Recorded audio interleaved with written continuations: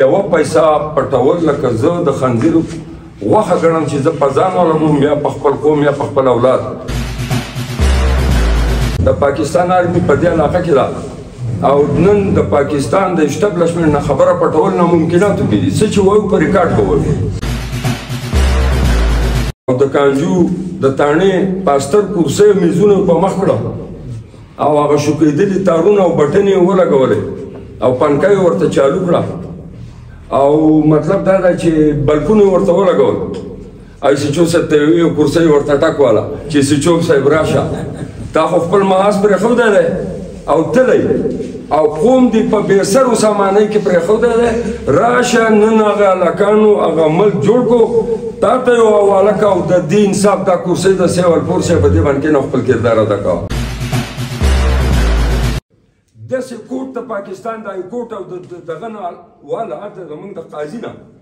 او د اسسټنټ کمیشنر د آفیس نه چې د هایکوټ فیصلې پکې موجودې دي دا زما پر اقام اورېده نه ما ته بیې اخیستی او د هغې نشاندګۍ شوې په دې هر څه باندې دی راغی نو وربلې چې ده دا کوم الزامات لګولي وو د ده د الله نه یېره نه کېږي چې دا مې الزام ولګو هم یې وکالت وکړو او هم جج دی شه چې سزا م راکوي چې دېرش مې ونیوه څلورم لاړلانه نو ته ما نیوی شي کورته غړو ستا ذمواري دا ده ته ما پېژنې زه څوک یم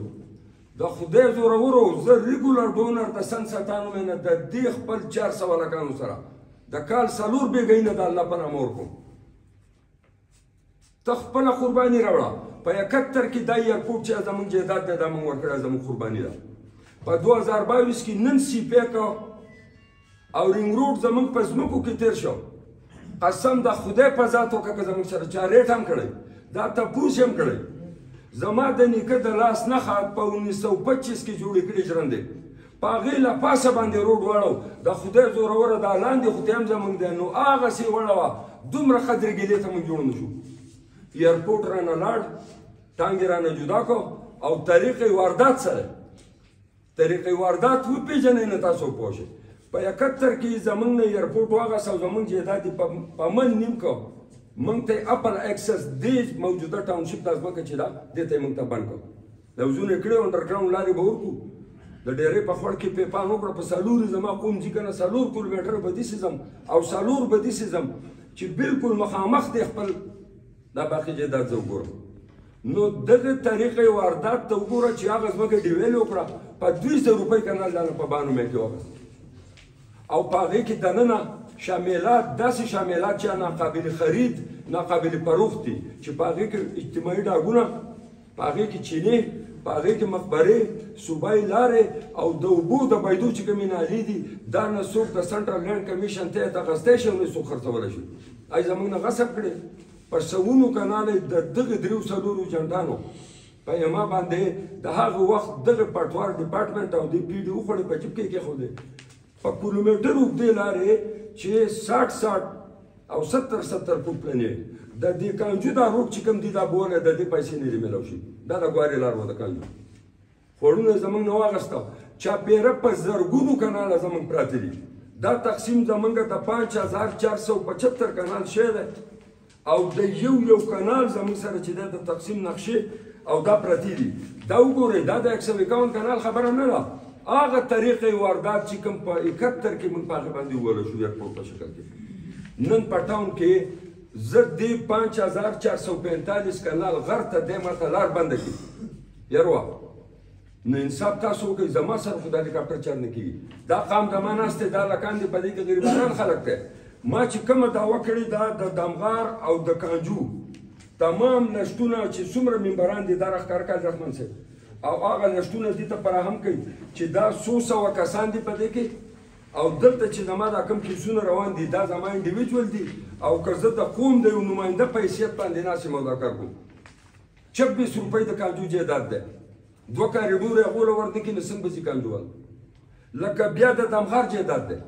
په هغې پسې د ډېرۍ جایداد دی دا لاندې د ګلونو شا خلک راغلی دی په غریبانان په زرګونو کورونه د ایرپورټ او ټاونشپ په منځ کې دي چې هغه ته دا لار بنده کړه دا خلک به په کوم طرف ځي او آیا زموږ د پاکستان په دې وسایلو نه د فایدې اخیستو هېڅ حق نشته چې زمونږ دومره قربانۍ دي لکه د ټاونشیپ په روډ یو عام سړی تلی شي پیاس پرې نشي تللی لکه او ولې دا روډ د چا د پلار دی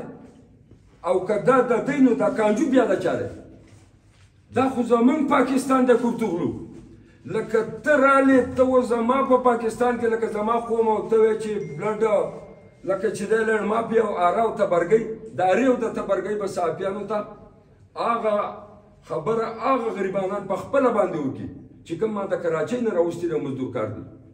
د باڼسو کار مې کړی که په تاسو کې سکول دا راغلی نور به هم راغلي هلته کې هغه انوایرمنټ په ماحول سره موږ یو مناسب چې کوم زه دغه یو پارک جوړوم دا یو ویو ده او دې قوم په سلا چې یاره دا ترونه ټول زمونږ دي چې موږ یو اجتماعي یو ځای داسې جوړ کړو دا یو ویو پوینټ دی د خدای مخلوق دی پیدا والی او لکه مطلب دا دی په دغه ځای د آبادۍ د څه قسمه پروګرام نشته پسند 63 او د 86 خو چې پسند 86 کې زما د ډېرۍ سره شوی او پسند 12 1963 کې زمونږ نه 2000 کناله غر تللی باقي مانده کې دا اوسنۍ لیکه ده نه چې دا سړی پکې د کوم ځای نه راغی زما سره د کانجو د دوتریانو مکس دوتر پروت دی نیم جیداد زمونږ چې کوم په نامه دی هغه هم نمونه موجود دي او په دې کې د کانجو هغه محبوب خان کوم چې زمونږ دوتریان دي په دستاویز د دې 12 1963 په دې بیگ باندې یو نوټ لیکلی دی نوټ دا دی چې هغې باندې دا لیکلي دي مولي خانم چې په دې فیصله خط د دې ننني که د کانجو او د دمغار پښتانه عمل کوي نو ډېره ښه ده که نه شریکه ورشو ده بیا دې شریکه کړي او بیا دې تقسیم کړي په دوتر باندې دا د ریاست نوټ پروت دی او دا زموږ د ټولو نه غټه خبره چې ما په 63 کې د کانجو د دوتریانو سره کومه لیکه کړې ده او که اوس هم شریکېږي د هغو سره به شریکېږي په دې کې سیری نشته په غره کې سیری نه وي دغه خبره غر د دوتر دی او سیری محدود شی دی د دې خلکو سره حساب پکار دی دې خلکو په ټاونشیپ کې هم زمونږ خرڅې کړي ځمکې په جیب کې اخودي دي دوی به د هغې جواب ورکوي